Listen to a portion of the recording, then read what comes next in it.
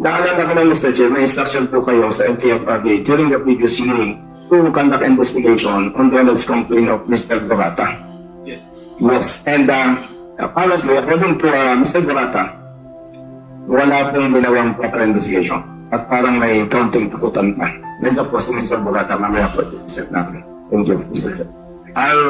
I'll take note of that, Honorable Busita. Tandang-tanda ko yun talaga na ang directive iimbestigahan yung sitwasyon na yun. Yes. And I think I expect a report or the initial report during this hearing. Mr. Chair, may I also... No. Madam Rosas, please proceed.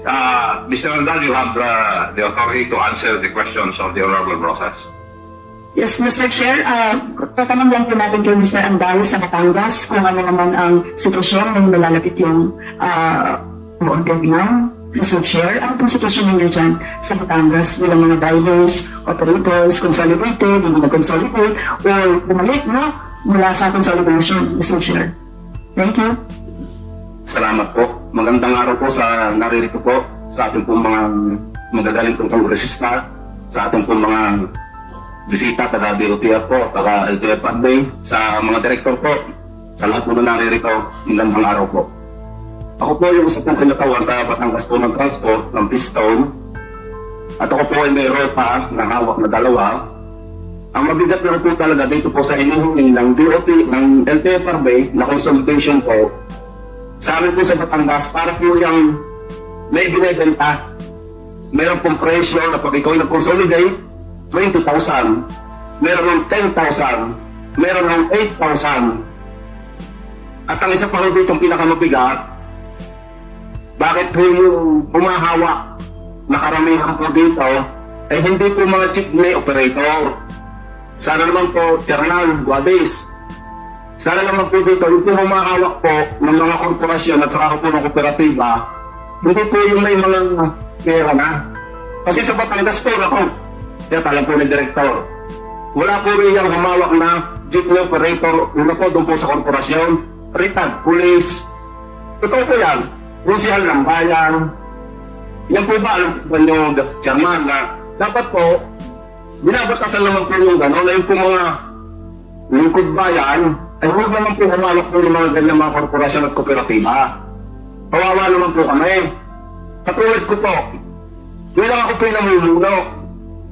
Pag kami hindi pinapasada sa February 1, ano nga aming pakakaisama ng pamilya? At ang isa pa ho dito, kaya hindi ho namin may suko-suko ang aming sasakyan. Bilang kami ay nasa sa Buray, ay kung ano sasamsamin pa namin sasakyan, ay paano kung may nagpasakay, saan mo namin sasakay sa Paradise? Yun ang pinakamabigat mo sa amin. Kung ako ay nagpera, ako ay magkakapera. Dahil ayun ay nakikita ko, pag kinamumuno nagkakapera. Mula sa korporasyon at sa kooperatiba. Hindi ko ngayon magawa. Kaya sana naman mahal na Chairman Guades, hindi naman ang bigyan mo kami ng extended at kami mo ninyong pakinggan. Kasi napapakahirap po ng aming katayuan. Ito lang na po ang aming alam na harap buhay. Kaya sana naman po, dito po, mahal na congressman ako, Congressman Dan Fernandez, kay Congressman Busita, kay ma'am, kami naman rin natulungan. Ako hindi galing pang Batangas, alas 4 pa ako ng madaling araw ay talagang pinilit ko makapunta rito. At sana naman ho ay yung ang kayagang kami ho makapamasada kahit na hindi ho kami nag-consolidate. Dahil namin ho naman hindi ho pinag-consolidate, hindi ho kami kumakalabay sa inyo. Ang amin lamang ho na pinoprotektahan, yun ang aming pamilya. Kaya sana naman po, kayo may tao rin. Kami naman yung tao rin, kami yung nakayo rin. Kung kami hindi nakakayo, kami papayag na sa inyong gusto eh. Kaya ang problema yun, mas matakaw pa kami kaysa sa inyo. Kaya sana, yung chairman, kung napakabahaba naman kung ano sinasabi, ito na yung natuturo. Ang magiging kapalit po nito, ayun ang aming napahirapan sa buhay. Sa amin yung kayamanan na ho namin ng jeep. Kami ho, pag kami namamaysan, siya ho namin sinasakyan. Pag may mga anak, yun din ho sinasakyan. Pag may dadalhin ho sa ospital, alas gusto na madaling araw, anong oras, yun din ho namin sinasakyan. Ay paano naman, kung yun naman ho susunod na ho namin, Saan mo kami sasakay? Maaaring magparagos na ulit tayo. Hindi ka raw. At saka unang-unay hindi ho namin talaga kaya. Kaya sana naman po, ito po ang akin pong kahilingan kahit po ako'y nag-iisa-isa lang dito. Sana naman hindi pakinggan. At talagang napapakabigat raw. Chairman, Mr. Chair. Are you finished? yes po. Salamat po. Huwag kang mag-alala, narinig ka naman siguro nila dahil hindi naman po sila bingi. Ang problema, kung aaksyonan nila yung iyong hiling. Awa na ko ninyo sa amin. Opo. Your Honor, Rosas? Yes, thank you, Mr. Chair. Mr. Chair, baka maiyak ulit ako dito, Mr. Chair. Kaya, Mr. Chair, talagang salasalabat yung mga problema, no, Mr. Chair. Talagang dinidigdig ng mga jeepney drivers at operators natin ngayon, yung mawawala talaga nilang kabuhayan. Kaya parang, magsa-second round ako, Mr. Chair, kasi emotional ako sa sa ganun, Mr. Chair. Anyway, problema po doon sa consolidation talaga. Kaya sabi ko kanina to stop yung consolidation. Kasi kung naririnig po natin sila, hindi talaga tayo mag-go on, mag-extend. Kasi extension ng deadline lang yung nakalagay dun sa Sa kanila po, malinaw naman ang panawagan. Itigil mo na ito kasi hindi sila makakabiyahe. Hindi sila makakabiyahe. Marami talagang magugutom. Narinig po natin mula, tatlo pa lang po yung naririnig natin. Hindi pa po ito yung kabuuan ng iba pa, no, Mr. Chair. Mr. Chair, yun, mga problema sa deadline, walang sapat na alternatiba, murang moda ng transportasyon, tapos nagpipilit yung ating transport officials na ipaloob sa co-op at korporasyon at hindi hinahayaan yung mga individual ownership ng mga PUVs at mga jeepney drivers natin at maliliit na operators. Talagang nakakiling siya para dun sa malalaki at sa may mga kakayanan, hindi talaga doon sa mga mahihirap, Mr. Chair. Yun lang, Mr. Chair. Thank you, Mr. Chair. Thank you, Your Honor. The Chair would acknowledge the presence of the Honorable Philemon Espares, the Chairman of the Committee on Ethics and Privileges, and representing Co-op NACO party list. Thank you, Mr. Chair, and good morning. The next interpolator is the Honorable Dan Fernandez. Thank you. You have the floor. Yeah, thank you, Mr. Chairman. Dito sa nakalagay din yung person and office in charge, no? Kasasabit na sa amin. So ngayon lang namin nalaman kung sino-sino yung mga members and officials ng mga bawat unit ng modernization program. And in accordance with the with this line of different personalities that are heading the different units, ang franchise and consolidation in relation sa pinag-uusapan natin a while ago, mainit na topic, ay headed by Chairman Guadis, si Board Member Attorney Mercy Jane Paras Laines, Engineer Risa Marie Paches, Attorney Frederick Valero. Is this correct? Is this correct? Yes, Your Honor, it's correct. Okay. Are you aware of Republic Act 10667 in relation to the consolidation that being undertaken by your agency? Particularly Chapter 4 about mergers, consolidation, and acquisition of a public utility. Are you aware of this? Mr. Chair, I think that is the Philippine Competition Act. Yes, correct. Are you aware about Chapter 4, Section 16 in relation to the merger, consolidation of all public utilities in relation to what Section 16 is stating? Ang sinasabi dito sa batas na ito, okay, 2014 to, ang sinasabi dito, in the case of the merger or consolidation of banks, banking institution, building and loan associations, trust companies, insurance companies, public utilities, educational institutions, and other special corporations governed by special laws, a favorable or no objection ruling by the Commission shall be rendered. Ang tanong, nakuha niyo ba ang no objection ruling galing sa Commission ng Philippine Competition Commission, which is mandated by Republic Act 10667, Chapter 4, Section 16?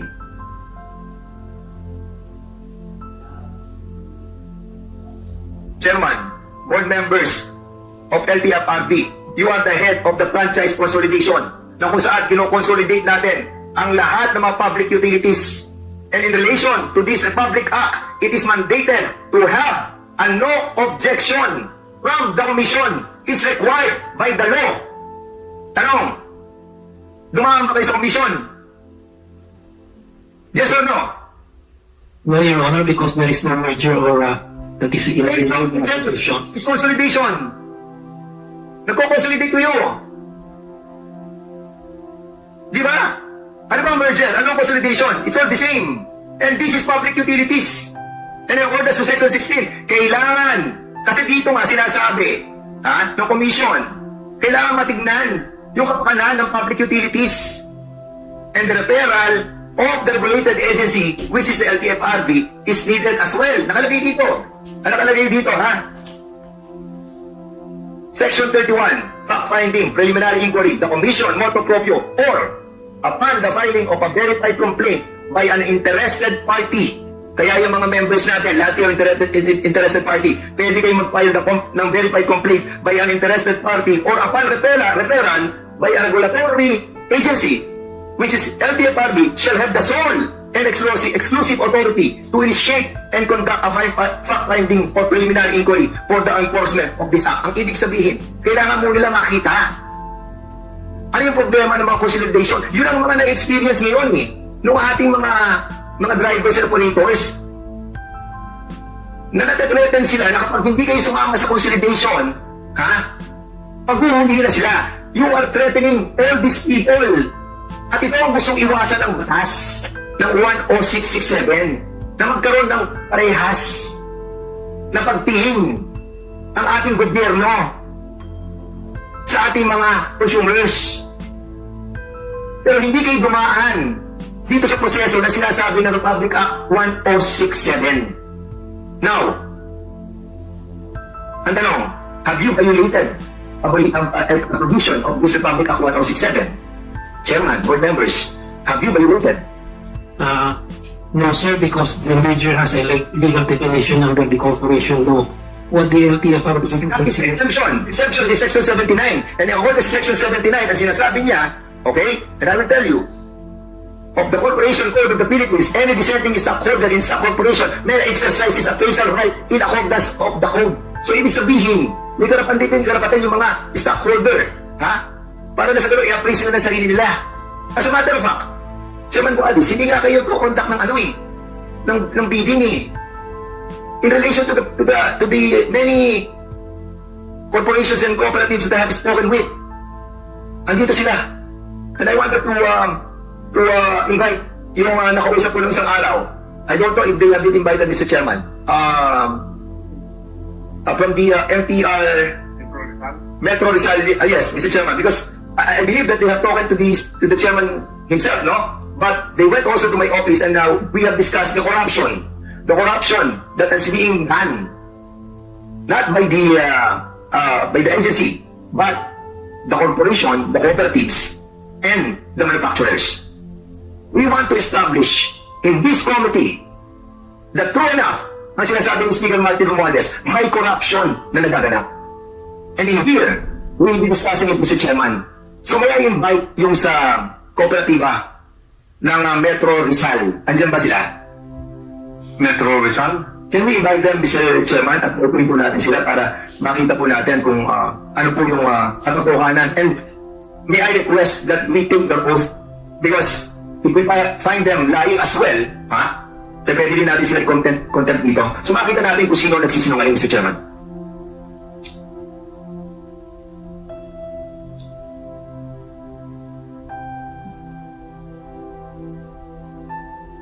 Nandito ba yung yung chairman ng cooperative? Is he here? Na-invite siya.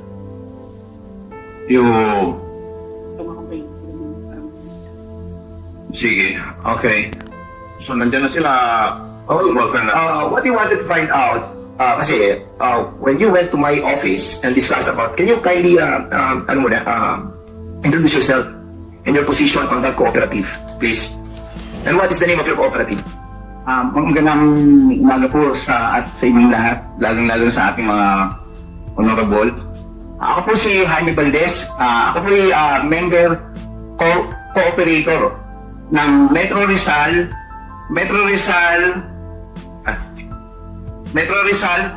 UB Transport Service at multipurpose cooperative po na which is located sa Antipolo City. Dati po akong board member from 2017 hanggang nag-resign po ako noong 2021. Okay, so, may mga kasama ka pa rin mga BOT. You were telling us, not telling me, that you were all board of directors of the cooperative, right? No sir, I was a member na lang po ako, pero may kasama po kaming tatlong board na which na tinatanggal na rin po sa kooperatiba. Kaya nga, asa yung tatlong board na nandyan? Can you kindly sit here as well? Because you are the board of directors of the cooperative, and I think you can speak with legal matters in accordance with the what is happening inside the cooperative. What we're trying to prove here, Mr. Chairman, is that may mga nangyayaring mga clandestine, no, na mga negotiation, agreements that the manufacturers and the cooperatives are undergoing. Dahil nga po, walang polisiya ang ating gobyerno, ang ating lead agency with regards to sa pag-purchase ng mga sasakyan. Ang nangyayari po, ang mga kooperatiba, mga opisyales at mga korporasyon, kanya-kanya silang diskarte. Kanya-kanya sila ng pagpili ng mga manufacturer. At ang nangyayari dito, na instead na mapababa yung presyo, ay napamataas. Kasi personal na interest na ang iniisip ng ibang mga opisyales. But I'm not totally generalizing everything, no? Maaaring meron mga kooperative at mga korporasyon na maayos. Out of the 264 cooperatives and 80 corporation that was established by the DOTR and LTFRB, kailangan natin malaman sa 264 cooperative na yan kung sino ang mga loko-loko, ang mga opisyales. Sa 80 korporasyon na yan, kailangan din natin malaman sino ang mga crooks among them. Hindi ko nga sa kanila nangyari. So, pakikwento nyo nga yung circumstances that transpired in your cooperative. In relation, in relation doon sa inyong agreement with your manufacturer. Noong inyong 40 million units nyo, 2.4 million ang bilhin nyo, 2.8 po, 2.6 po. 2.6 million, tapos 4 na po na units. Opo. O sige, what transpired to the negotiation? Doon sa, hindi ko alam kung sino yung manufacturer nyo. Sige, tell us. Ano muna po kasi, ang kausap po namin, yung OPOKID, mga first quarter po ito ng 2021. So, we are about inclined na po kumuha ng modernized unit. Now, the OPOKID was offering us about 200,000 per unit as incentive. Na ibibigay po sa aming kooperatiba. Now, in the latter of 200,000 pesos. Dahil yun sir, that's equivalent to 8 million. 8 million ang ibibigay sa bawat. Na 200,000 po per unit. Okay, sige, go ahead. So, Yun yung offer sa inyo. yes po, yan po ang offer po sa amin ng offer. Yung sa chairman, yung mga hindi natin nakikita na negotiation na dapat malaman natin kung saan ang gagaling itong mga cooperative na to, kung bakit mga opisyalis na ganyan. Sige, go ahead. Tapos po, later on, yung mga last quarter na po ng 2021, yung chairman namin, bigla po nagbago ng supplier. Naging Mahindra na po. Now, nung naging Mahindra na po ang supplier namin, inaward na po yung contract, Mahindra na po ang kukunin. Now, yung chairman namin, wala na pong sinasabi regarding sa mga incentive or benefits na ibibigay po sa aming kooperatiba. Yun po nung ang nangyari, nagtataka po kami, nagtanong po kami. Nung magtanong po kami, sasagutin po kami ng aming chairman, na si Mr. Raul Asuncion at ng Pamunuan, ay hindi po kami pinagkakasuran. Kung buwan na lang po, lagi ako nasa ethics committee. Kung ano na po ang kinakaso sa amin. Hanggang tinanggal po ako, effective December 1. December 1, 2023, terminated na po ako as member. O dalawa po ang prangkisa ko, inaalisan na po nila ako ng hanap buhay. So, nung tinanggal kayo, anong ginawa ninyo? Pumunta po kami sa, humingi po kami ng tulong sa OTC at tinutulungan naman po kami. Hanggang ngayon sa CDA. At nagpahal po kami sa CDA ng verified complaint. Sinabi po na 100 days, more than 100 days, bago yung nalagyan ng docket number. At saka yung po siya lang, nag-umpisa lang po sila. Really talking about the CDA, no? Kasi I think yung CDA, nabasa ko yung kaso, no? Opo. And I think they have violated as well yung provision ng CDA dahil na dapat yung pagka-fine nyo automatic meron na yung quiz number. But in relation to what you have submitted, hindi agad na yan. Usapan natin yun. Pero kanina may sabi ka na Mahindra. O ano yung isa? Doon, AutoKid po, AutoKid Dolphin po. AutoKid nag-offer sa inyo ng 200,000 per unit. Opo. So 8 million ang katumbas na. Yes po. So yung 8 million na yun, hindi nag-materialize yun. Hindi nag-materialize. Ang sunuhan ninyo ay ano? Mahindra na po. Sino ang manufacturer ng Mahindra? Sino ang nandyan? Columbian Motors po. Columbian Motors, meron bang, ano ba yung Columbian Motors dito o Mahindra? Sino representative dito ng Mahindra? Sino ang ano dito? Ano pa alam mo? Jimmy Valdez po. Sino kausap niyo sa Mahindra? Ayon po sa board, ito po, sila po kasi ang board. Sino kausap niyo sa Mahindra? Ayan po, good afternoon po sa ating lahat. Ako po si Aurea Hussein, ako po ay member na... Teka. Madam, did you take your oath? Yes po. Okay. Please proceed. Apo. Sige, sino ang kausap niyo sa Mahindra? Actually po, so napili na nga po yung AutoKid. So bigla na lang po, nagpa-emergency board meeting ang aming pong chairman. At ayon sa kanya, madami daw sira ang AutoKid kaya po kami magpapalit. So Mahindra daw po ang aming kukuhain. So alam ko po, may ahente po kasi na kinuha din sila. Sino ang agente ng Mahindra? Very luckily, nandito po ang ahente namin. Salamat sa Diyos. Asan? Sino Po, ito? malinawan namin ang si Ginoong Alpha Martinez po ang aming ahente. Sino yan? Alpha. Ay, si Alpha Martinez. So, siya yung nag-agente sa Mahindra. Kung saan? Siguro kung saan? Sige, ito yung muna. Tapos sasabihin natin si Mahindra. Gusto pong malaman ng mga operator, sila po ay siyam. Sumulat po sila address to the board. Bilang parte po ng board of directors, kami po ay sa isang binigyan ng sulat. Ako po, on my part, sinagot ko sila dahil alam ko po na ito ay karapatan nilang malaman.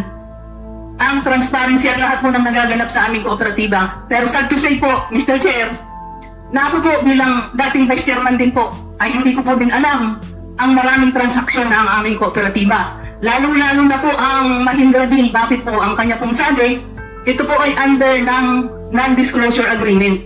What?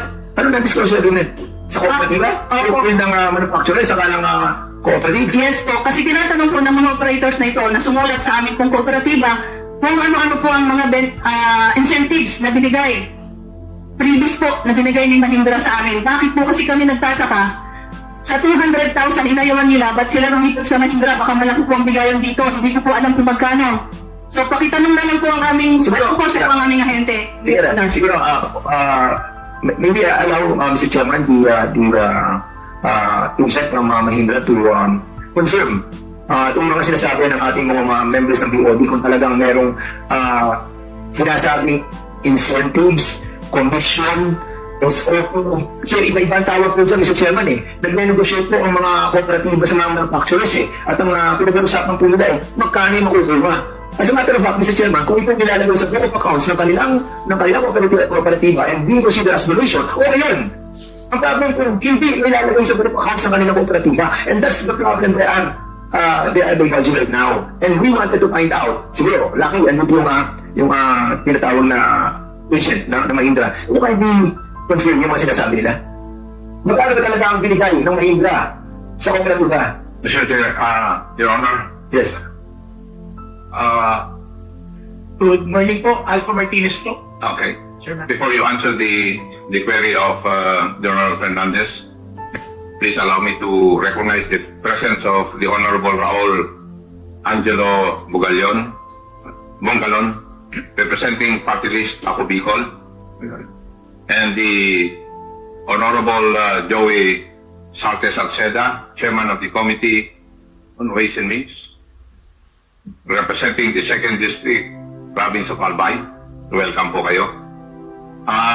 Please proceed, Honorable Fernandez. Mahindra, please, Alpha ba pangalan mo? Please state your name and your accomplices. Alpha Martinez po, Your Honor. So, why are you here? So, were you invited for this purpose or? Yes, bilang UB Federation President. Okay, sige. Okay, please proceed. So, pakiconfirm yung binabanggit ng POD ng Metro Rizal kung nagbibigay daw kayo ng incentives. Is it true? Magandang umaga po muli, Actually, I am not part of Mahindra. Dahil sa federation po kami, nagkataon po na lumapit itong grupo na to para magpatulong. Dahil daw po naghahanap sila ng supplier ng sasakyan.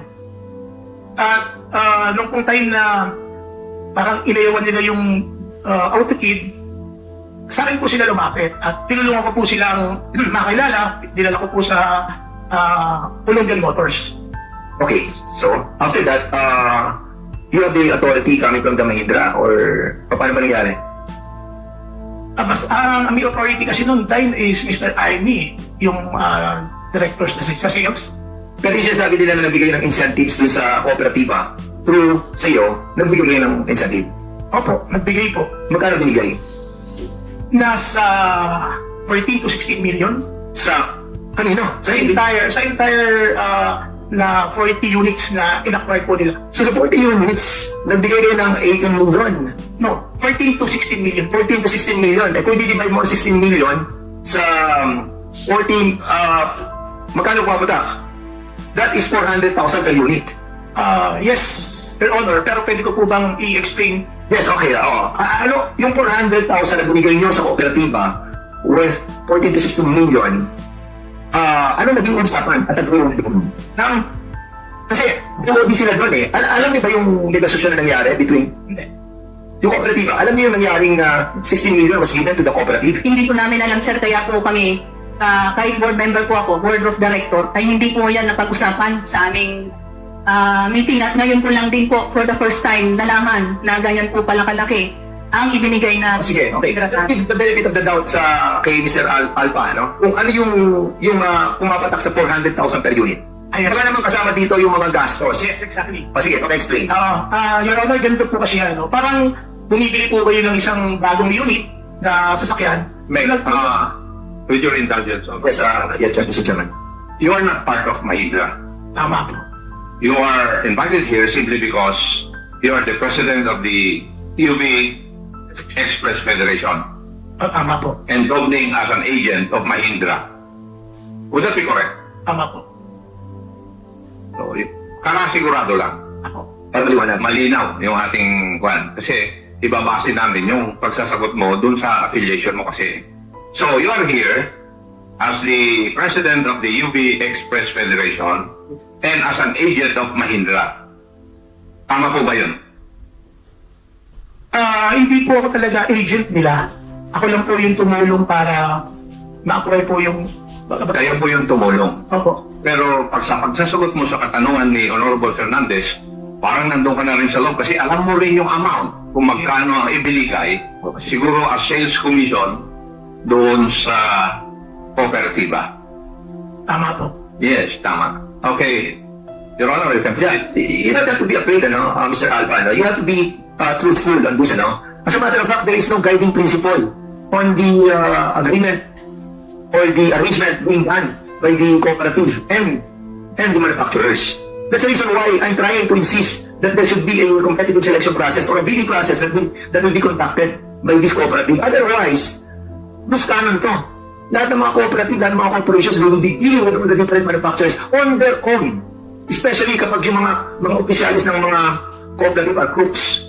Diba? Patulad nito, may 16 million. That's why we wanted to confirm, galing sa iyo, and you have to substantiate that with all the evidences. Kasi pag sinabi mo nagbigay ka sa kanila, dapat isasubstantiate mo to with all the documents. Are you ready for this? Kasi kailangan natin i-release kung ikaw ang nagbigay sa kanila. Di ba? Opo. And I'm not saying that you are responsible for anything because there is no policy. No? Walang polisiya. Sa ngayon, ang nangyayari dyan, kanya-kanya doon. Ngayon, ang tanong, sinabi mo kanina, 400,000, more or less 15 to 16 million nilabigay sa kooperatiba. Ano yung 400,000 per unit?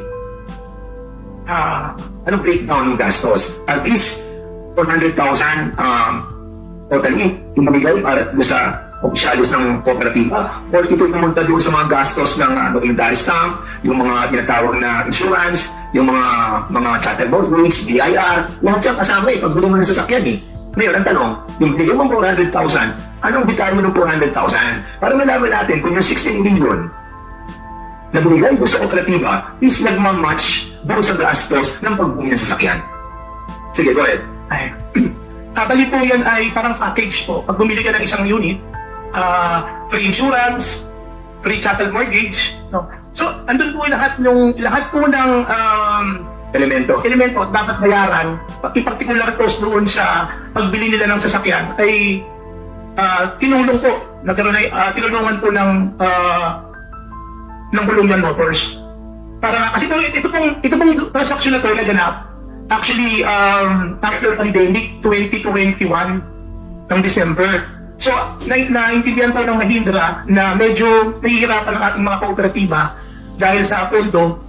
So, they come up doon sa matulungan yung mga kooperatiba na hindi na maghanap ng, yung pondo nila, hindi na magalaw at matulungan sila, particular sa insurance, sa So, doktor. ang other words, parang lumalabas, kaya binibigay niyo itong 400, para na sa wala na silang babayaran. Kasi unang-una doon sa gross commission, siyempre kung nabigay kayo ng 500 ng 400,000, siyempre meron pa itong tinatawag na back on VAT eh, di ba? Opo. Tapos meron pa itong inspection fee, insurance, documentary staff. Ngayon, yung 400,000, kumpleto ba ito? Kasama ba lahat, no? Doon sa package? Or, ako dito din, dahil hindi nila alam. So, magkano ang napapunta doon sa mga requirements ng pagbili ng sasakyan at magkano natira? Ang problem, kung yung 400,000 sa requirement ng bayad, which I have a copy from that bank, na lumalabas, na hindi 400,000 ang requirement sa pagbabayad ng sasakyan. So, yun ang gusto namin malaman sa iyo. Anong detalye ng 400,000 na sinasabi mo na binigay sa per unit doon sa mga requirement ng pagbili? So, yung ano nga po, yung Doxam, O isa doon sa magkano? ang 20 units po niya nasa 300 something. So in other words, sa 400,000, sa totality ng 400,000 per unit, pasok na yung mga requirements o kulang pa? Kasi, Sobra po. sobra. Opo. O yun, sa BOD. Nakita niyo ba yung sobra na ilagay sa donation or nalagay doon sa accounts or financial statement ng kooperatiba? Mr. Chair, wala po kasing pumasok sa audited financial account po ng aming kooperatiba. At minsan din po naitanong namin pati po yung subsidy ng government na 160, nung minsan pong nagpa-transport forum sa Antipolo, naitanong ko po yan sa Land Bank, no, kung ano po ba at saan po ba napunta yung 160. So pati yun po yung nahanap din namin kasi hindi po din namin makita at wala pong pumasok sa book of accounts ng aming pong kooperatiba. Yun po. So, Mr. Chairman, ito yung nakikita natin problema, no? Since wala dito yung presidente, sino presidente ng kooperatiba ninyo? Si Ginoong Raul Asuncion po. Raul Asuncion. Opo. Sana ma-invite natin sa susunod, Mr. Chairman, sa kayong kanilang opisyalis na malang BOD. Nag-partner po namin. Your Honor, General Manager of Labor, but I have spoken with a lot of cooperatives, Mr. Chairman. Mayroon ako nakausap sa Alabang, may nakita ko sa Montalban. Mahalo sa mga problema nila yung ganun, yung hindi, yung kanilang ganito eh. Ang problem kasi, now, ayan, Mahindra, isa sa mga binigyan natin ng PNS. Ang Mahindra pa nabigyan natin ng Philippine National Standard Accreditation. Nabigyan to. Nabigyan to kasi, I'm pretty sure. Kasi hindi ko gagawin ng cooperative kung hindi siya dumaan ng PNS, saka hindi siya accredited ng DOPR. Accredited ba to? Hindi. Accredited. Okay. So, ang tanong ko sa DOTI, when we stop in the accreditation, kasi ako naging mayor ako, kaya si Governor Joseph Seda, naging governor, nag-briefing kami eh.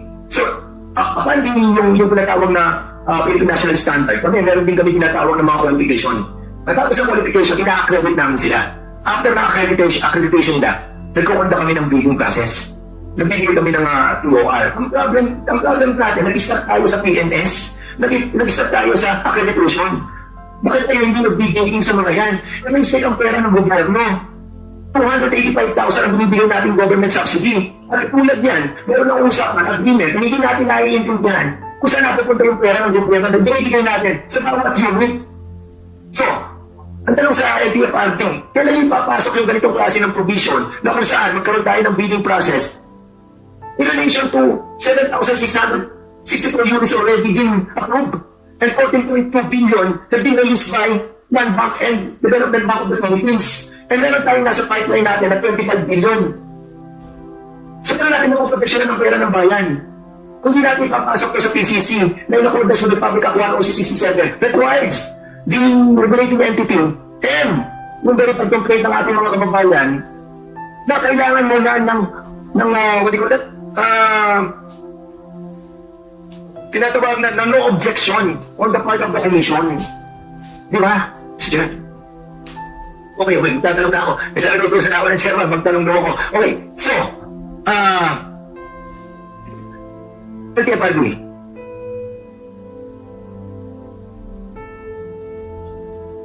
Pagdating ko dito sa tinatawag na bidding process, bakit wala tayong ginawang bidding sa mga corporation at sa mga kooperatiba?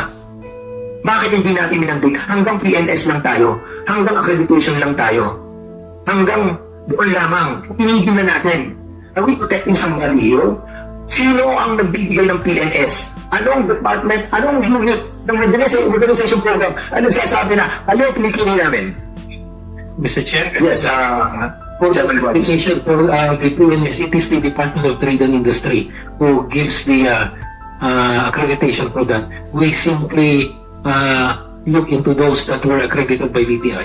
We Okay. have Mr. Chair. So, mga LTFRB sa WOT ang walang say sa PNS. Sige, go ahead. Mr. Chair, the DOTR certifies the compliance of the modern PUB with the PNS standards in conjunction with the PNS standards and the DNR emission standards. The appropriate agency to answer that would be the DTI. And I think we have invited the DTI representative here. Ayan, DTI, sige please. Magandang hapon po, Mr. Chair, sa members po ng committee. We would like to clarify po, hinihili po kami po yung nag-accredit po ng mga vehicles po. Okay, We all issue the PNS, and sa paggawa po ng PNS, kasama po yung mga, yung po mga stakeholders po na concerned. Ayan ang pong proseso sa paggawa po noon during this process, to summarize, meron pong ginawa na mga series of meetings po until such time nagawa. So, kung tinigil yung nagbibigay na hindi sila nagbibigay ng PNS, sino ang nagbibigay, nag-approve ng PNS? Jose, Lanto, please. Sir, galit. Mr. Chair, yung pong PNS, ito po ay ini-issue ng DTI. Yun po yung ginagamit namin na Sige, sa basihan tanong ko kanina, Lucian, sino nag-approve ng PNS? Ang sabi ni Guadis, DTI. So, ngayon, tinanong natin ng DTI, sabi nila, hindi sila nag-approve. So, sino ang nag-approve ng PNS? Pwede pong maklarify kung pwede kong masagot na kung ang ibig Tanong ko lang, Lucian, napakasimple nito. Sino nag-approve? Finally, o ito na, lahat ng mga likuadan, sino ang pumirma? kami po yan sa DOT. Kayo. Opo. O so kayo nagsasabi, o ito okay na lahat, yung mga nasa process ko. Kami ang pirma ng PNS, di ba? Notice of compliance po. Kaya COC, Opo. kayo ang nag-i-issue. Opo. Yan. So kayo nag-i-issue ng COC. Opo. Why you stop on the PNS alone? Bakit hindi natin diretso sa building to? Sa tingin po namin, Hindi kailangan. ito po ay private transaction ng Magpali sa money, subsidy, government, may pera tayo, 285. Kapag nagkakaroon ng problema yung kanilang yung pera kooperatiba, hindi natin namamonitor yung pera ng bayan. Corporation na kayo. But according sa Philippine Competition Act, no? Sinasabi dito that this have to be reviewed. Dadaan kayo sa commission because ina-encourage natin dito yung anti-competitive behavior ng mga kooperatiba at mga corporation. Kasi the reason that this was created to protect our public utilities and different institutions. Kasi nga ganyan na nangyayari, nagkakanya-kanya sila eh. Sila mismo nag-uusap sa mga kanilang mga manufacturers eh. Nagiging auction. Hindi sila nakakapag-bid properly. Hindi na kung yung pinakamababa at efficient at pinakamagandang produkto. Bakit? Eh kasi nga, kanya-kanya silang bili. You are not encouraging yung tinatawag nating bidding process, competition, in accordance with the Public Act 10667. Tinigil niyo sa PNSA. Sagot. Mr. Chair, yung pong subsidy natin ay ang bangko na po yung nagbibigay noon. Oo, baka ko nabibigyan ng pera ng taong bayan yun. Si Sir, pera ng taong bayan yun. Yes. Bayan. Sa matter of fact, 1.6 million na na-release natin. Pera namin yun eh. Pera mo yun eh. Ibigay natin sa kanila eh. Tapos ngayon sila makikipag-deal ng ganun-ganun na lamang. Auction, in accordance with Section 14, bawal. Ayan. Mabasahin ko sa'yo. Ayan o. Nasabi dito, Section 14. The following agreements between or among competitors are per se prohibited. Fixing price at an auction or any form of bidding, including corporate bidding, goods displacement, bid rotation, and market allocation, and other analogous practices of bid manipulation. At mayroong penalty na binigay ang PCC. Ang sinabi nilang penalty in accordance to Chapter 30, Section 30, criminal penalties, an entity that enters into any anti-competitive agreement as covered by Chapter 3, Section 14A and 14B under this action for each and every violation be penalized by imprisonment from 2 years to 7 years and a fine of not less than 50 million pesos but not more than 250 million pesos. The penalty of imprisonment shall be imposed upon the responsible officers and directors of the entity. When the entities involved are juridical persons like cooperative and co-op, the penalty of imprisonment shall be imposed on its officers, directors, or employees holding managerial position who are knowingly and willfully responsible for such violation. Mr. Chair, Yes.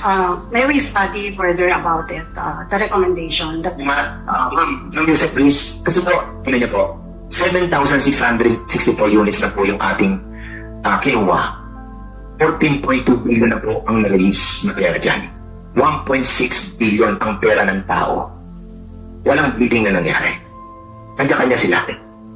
We, as a department, as the government, we are responsible to make it sure that the consumers are protected and the money of the people are protected. Pero hindi natin ginawa. Itinigil natin sa PNS. You are in violation of the PCC, of the PCA, or the Philippine Competition Act. Your Honor, please wind up.